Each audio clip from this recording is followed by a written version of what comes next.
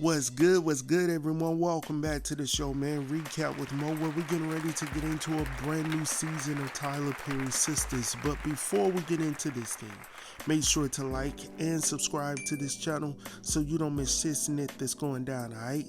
So the episode we're getting ready to get into is for season 9, episode number 1, titled No Time to Wait. Now the synopsis states, the sisters must put their current individual problems and traumas aside when they learn something is wrong with Karen's pregnancy. It's a mad dash to the hospital in a city recovering from a blackout. Now that we got that out of the way, let's go ahead and get into this thing. Alright y'all, so we kicked this episode off back at the scene of the crime in Gary's office, where we finally close out the whole who tried to unalive Gary saga, which it turned out to be his ex-wife Jasmine, and now thankfully due to his now ex-assistant, aka going to jail Hudson, his now deceased ex-wife, because Hudson had put this plan together in the previous season where he had stated that he was trying to get back at Gary for what he did to his friend Kimberly, and he wanted him to feel the same pain that he felt when he took Kimberly away from him. So he was going to get Andy just because, so he could witness it and feel the pain that he felt, and then he was going to get Gary and he was going to get away free. But that's not what happened, because my boy Zach came in to save the day. Or did he save the day? I'm not sure if he saved the day or not. He was a distraction for sure, but I don't know. I don't know technically if he saved the day or whatnot, but anyhow, moving on. So we see the police showing up. Zach is like, for real, I called y'all fools a long time ago. Y'all just now coming off in here. Somebody could have been unalived or whatnot, which they were, but he was talking about himself and Andy. I don't think he really cared anything about anybody else in the room. So they're checking the vitals on Hudson to see if he's good, all while Gary is shaking in his boots underneath the desk or whatnot. Meanwhile, on the other side of town, we see Fatima and Karen attempting to get to the hospital, but are delayed due to an unusual amount of traffic on the streets due to a power outage affecting traffic as well as phone reception. So Fatima is trying to call out. She's not able to call anyone, nor is anyone able to contact her.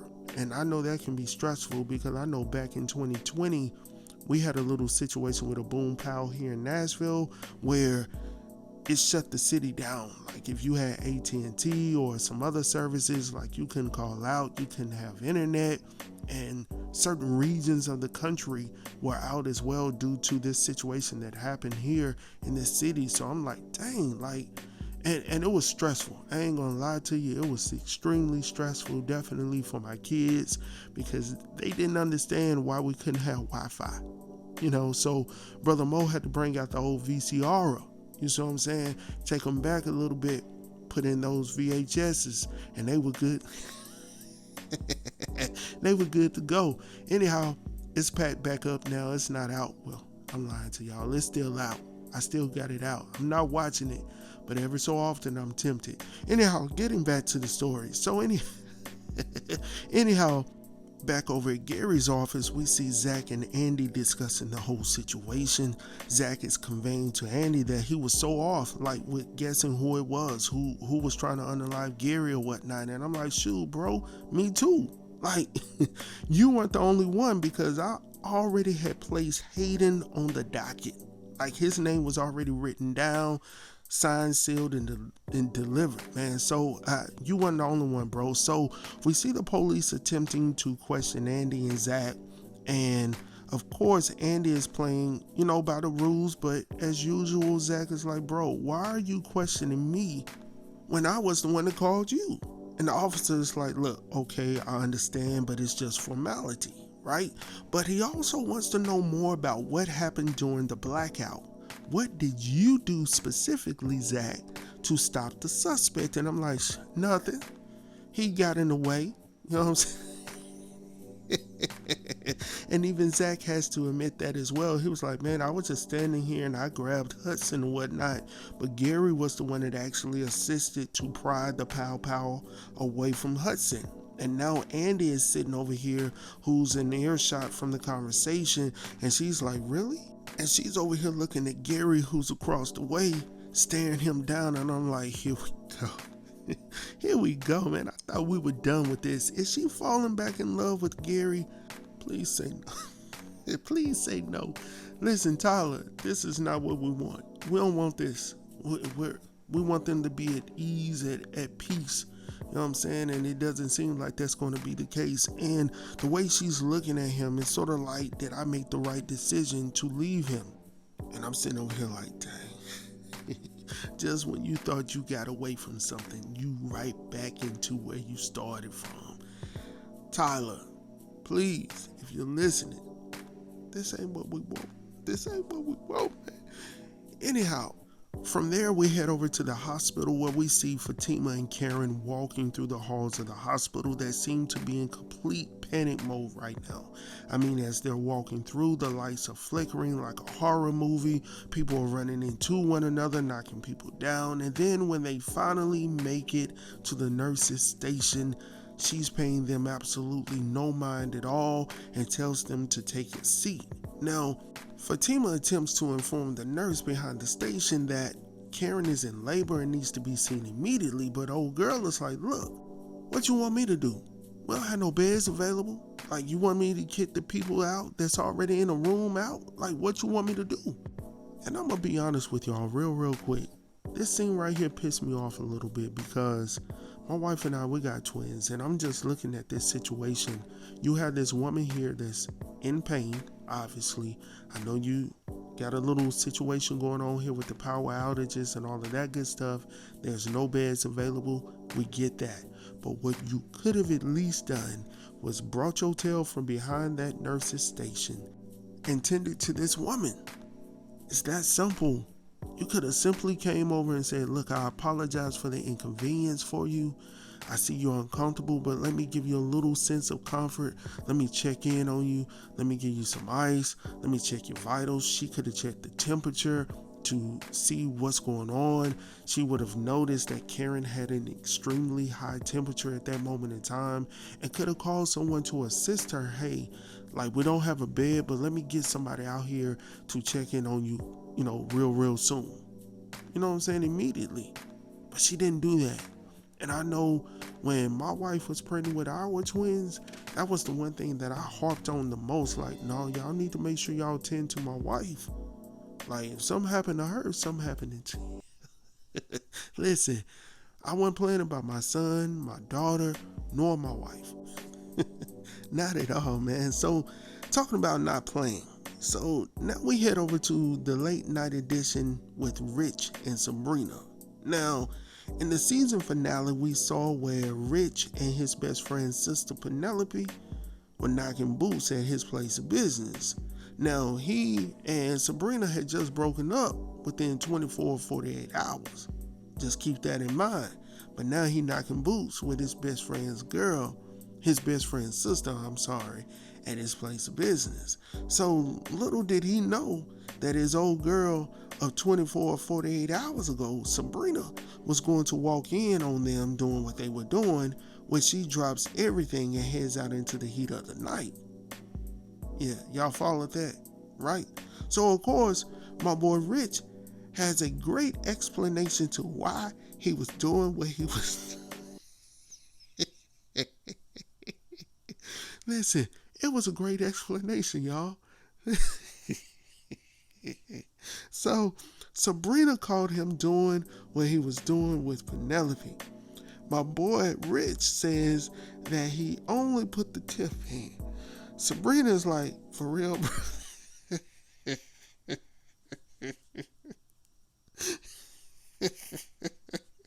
He's like, yeah, look, Sabrina. I just needed a distraction because I couldn't take my mind off of you. And she's like, Negro, read a book. Go to... Hey, Tyler, look, my boy's looking bad right now. Man, you can't make us look like this, man. You cannot be making us look like this on these shows. Cannot be doing this, man. So anyhow, from there, we head over to Danny's crib where we see Danny and Tony attempting to figure out how to deal with the news of him potentially relocating to Alaska. Danny's like, so what are you going to do? And Tony is sitting over here like, well, I haven't really decided if I was going to go or not. That's a lie, bro. Listen, first and foremost, y'all not married. All y'all been doing is getting y'all freak on. Like, are y'all really committed to one another? You know what I'm saying? Secondly, where else are you going to go making the amount of money that you're making right now for the time that you've invested into this career that you obviously care about? Secondly, you've already said it's only for a year. 365 days, my boy. Listen, Danny is cool, but go get your bread. Because she's already told you, my boy, that she's not concerned about going to Alaska, nor is she concerned about doing a long distance relationship. So you're trying to make something work when the other individual has already said that ain't how I want to work this situation. It's not gonna work, my boy. Listen, we can go ahead and cut this conversation short. It's nothing else to be said, right? So anyhow, going on from there, we now head over to Andy's, where we see Andy and Zach returning from the police station. Andy is still feeling some sort of way about everything that is going down since she left work early to go see Robin before his flight took off. And I'm only thinking in my mind at this point in time, did he actually leave? Did Fatima or someone get in contact with him before he actually, went back across the pond or whatnot? That could be a possibility. I think he really loves Andy. I think she really loves him. So there's just a slim chance deep down in my mind that thinks that he's still in town. I don't think he actually flew out, but I'm quite sure we'll figure that out later on. But anyhow, so she goes on to tell Zach that she's still a little shaken up, about everything, and he goes on to encourage her and tell her that, that she could pray a little bit and all of this stuff, whoop. And she was like, hold on, wait a minute, you pray? You meditate? And he's sitting over here like, yeah, like the counseling is working. So yeah, I pray and meditate. And she was like, oh, okay, that's good to know. But she also asked, did she need to get herself a little pow, a little protection? And he was like, yeah, I think it'll be cool, but at the same time, I don't know about Andy having no daggone protection at the house. She just need to dial those 3 numbers. I don't think no, Zach, no, I don't think she the one. I don't think she the one, Playboy. Anyhow, going on from there, we head back over to see Sabrina and Rich continuing their conversation. So Sabrina is like, so you guys grew up together, right? Rich is like, yeah, we grew up together. You already knew that. She was like, right. So, is this the first time y'all did the do? Like, this the first time y'all messed around? He was like, yeah. And she was like, I don't believe I don't believe nothing you talking about right now. So I'm sitting here like, bro. Then he goes on the defense and he was like, look, Sabrina, it was just a random jump off. I was like, oh my gosh. Jump off, bro. That's what you came up with, Tyler. You got my man looking bad right now, man. Listen, not random. So as he's talking and as he's saying all of this stuff to Sabrina, Penelope's been on the inside, and I was wondering about that. Is she getting dressed, listening to the conversation at the same daggone time? She comes out, pops him upside the head, and she was like, oh, really? You calling me a jump off? And now he's sitting over here like, dang. And I'm like, yeah, dang, bro. Like, you in between 2 sisters. You got one over here that you just broke up with 24, 48 hours ago. Then the other one you were breaking into a few minutes ago. And now you sitting over here coming up with all types of stuff off your head. And I'm like, to his defense, he don't know what to say. Like, he just said he needed something to take his mind off of Sabrina. So, maybe Penelope was the best thing. And I'm just sitting here like, maybe it's easier just to get into what you getting into and then think about it later. Maybe that's what he was doing. That's what Rich was doing. He was doing the do, and then he was going to sit down and think about how he went wrong with Sabrina. That was going to help him understand the situation. I see, bro. I see how you were doing that. That was smart. That was smart. I never thought about it that way, though. I never thought about it. Anyhow, moving on from there, man. So from there, we head back over to the hospital where we see the nurse, conveying to Karen and Fatima that someone had actually checked out or whatnot and that she had moved Karen's name up on the list to be next in the room. She also asked if, they had actually spoken to Karen's doctor. Now, Fatima goes on to tell her that they've attempted, but they haven't been successful with that. She's like, no worries, Dr. Cruz is an excellent doctor. He's brought a lot of babies into the world or whatnot. Now, Karen is not happy at all to hear this. She's like, no, absolutely not. I want my doctor. Now, Fatima goes on to tell Karen that she may not have a choice due to the outage or whatnot. Now, Karen does tell Fatima once again that something isn't right. And it was at this point that I started feeling uneasy about what was to come with this pregnancy, because it was just too obvious that something wasn't right. She continues to say it. She has these hot temperatures, and for those of us who know, we know that isn't great. And looking at this scene, we see Fatima doing all she knows to do. She's attempting to, tend to Karen, all while trying to see what's going on with her room. Now, we find out in one of these scenes that it's been about an hour and Karen is still sitting in the waiting room. And Fatima is beginning to heat up. And I completely understand why. There's no reason, absolutely none, that she should still be sitting in the waiting room waiting to be seen. None.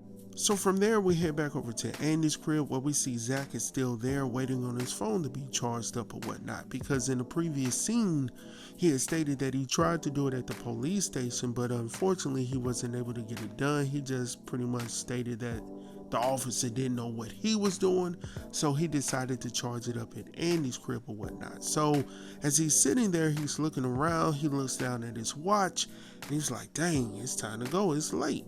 I haven't heard from my girl. She hasn't heard from me. So let me go ahead and get my phone or whatnot. So he calls Andy's name a few times, but she doesn't respond. So he gets up, goes over to retrieve his phone, and he sees Andy, in her bedroom in all natural as she's getting dressed. So of course she's screaming, telling him to get up out. And of course he get a little peek before he get up out of there or whatnot, because he was surprised as well, right? So she comes out.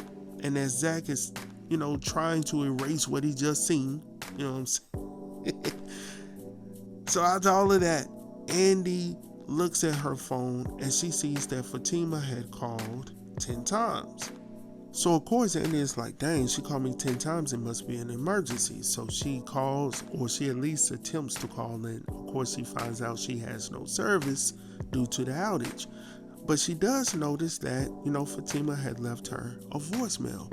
So she goes and listens to the voicemail, and that's when they find out that Karen was going through labor and she was at this hospital, right? So anyhow, from there, we head back to the hospital where we see Fatima still tending to Karen by herself, as old girl is still sitting behind the counter not doing the daggone thing. Now, I don't know what y'all need to do to her, but something needs to be done. Maybe not right now because Karen is still, she's dealing with her situation right now. But when she's up and running, y'all make it do what it do. Do what you need to do. So anyhow, going on from there, man. So as Fatima is sitting there tending to, Karen as much as she possibly can, she sees a sister across the way by the name of Rhonda. Now, after she calls Rhonda over, Rhonda checks in on Karen or whatnot, and she's like, okay, I got y'all, I'm gonna assist y'all or whatnot. Now, after she comes over, checks in on Karen, she goes over to go get a wheelchair. Old girl who hasn't done a thing all daggone night behind the counter calls Rhonda over, and she was like, hey, which room are you taking her to? Rhonda conveys to her room 114. I almost said room 112, where the players dwell. Anyhow, old girl is like, well, I was actually getting ready to place someone in that room. I was like, hold on, wait a minute. You said she was next on the list. Now you talking about you getting ready to put somebody else in the room? For real?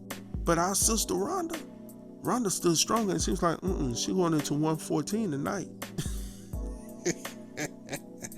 So anyhow, from there, we now head back over to see Brother Rich and Sabrina, and I almost forgot about Penelope, who was standing outside wanting to know what Brother Rich meant by when he said random. And you know what was so crazy in this situation? Both Rich and Sabrina were trying to tell Penelope to go back inside like this wasn't her business. Like, it was her business. He was in her business, so she's in this business. And of course, Sabrina's like, no, we need you to go back inside. She was like, I ain't going nowhere. So Sabrina's like, you know what? You both deserve one another. As she's walking away, Rich runs over to grab her arm or whatnot as she's leaving, and she was like, get up off me, chump. So as Sabrina is sending him back over there towards Penelope is sitting over here looking at this whole situation going down. And Rich is standing there like he's upset, he's mad that Sabrina is trying to leave him or whatnot. Penelope is like, okay, she don't want you. So let's go on back in here and finish what we were doing earlier before she came in here disturbing and dropping boxes. Oh man, so anyhow, dang man, moving on from there. So we head back over to the hospital where we see Karen finally been taken into a room 114, still waiting for the doctor to show up or whatnot. Now her mom, Miss Lisa, shows up and then tells them that she called Aaron, who's on his way up. Now I'm like, how in the world your phone working, but ain't nobody else's phone working? Like, what, you use a landline? She may have a landline at home. That may, anyhow. So while Miss Lisa is in the room, the doctor shows up and he briefly looks at Karen's chart and he says, okay, she's pregnant with twins. Boom, boom, boom. Oh, it's two daddies. That's interesting how that happened. I'm like, dang, bro, like that's a little unprofessional. Like, what type of hospital is this? The nurses don't want to work behind the station. The doctors come in here spouting all of your personal business out to the world. Like, what in the heck is going on here, right? And of course, Miss Lisa is sitting here like, okay, what they got to do with my daughter? Things happen. You know what I'm saying? She was knocking the boots one day, knocking the boots the other day. It is what it is, all right? Are you going to tend to assisting my daughter? All these are just normal complications when it comes to, pregnancy or whatnot. It is what it is. Really? This woman is sitting here in pain, my boy. Do something about it. So anyhow, going on from there, we pretty much see everyone, such as Zach and Andy on their way to the hospital. Danny has just listened to the voicemails after she and old boy just got their little situation on or whatnot. She leaves him with no shirt on, and he was like, where you going? She was like, I gotta get down to the hospital. So she's on her way. Sabrina has walked away from, Rich or whatnot, and Penelope. I guess they doing what they were doing, or continuing doing what they were doing and doing it well. And she gets in her car, listens to the voicemail. She was like, I'm on my way as well. And then back at the hospital, we see Miss Lisa and Fatima standing outside, and they're conveying to one another that they don't like how this is looking and how the help around the hospital hasn't been adequate. Like, it just hasn't been a great situation. And now here comes Aaron, who has been summoned by Miss Lisa, and he's like, did I come at a good time? Am I late? What's going on? He got these balloons in hand and whatnot.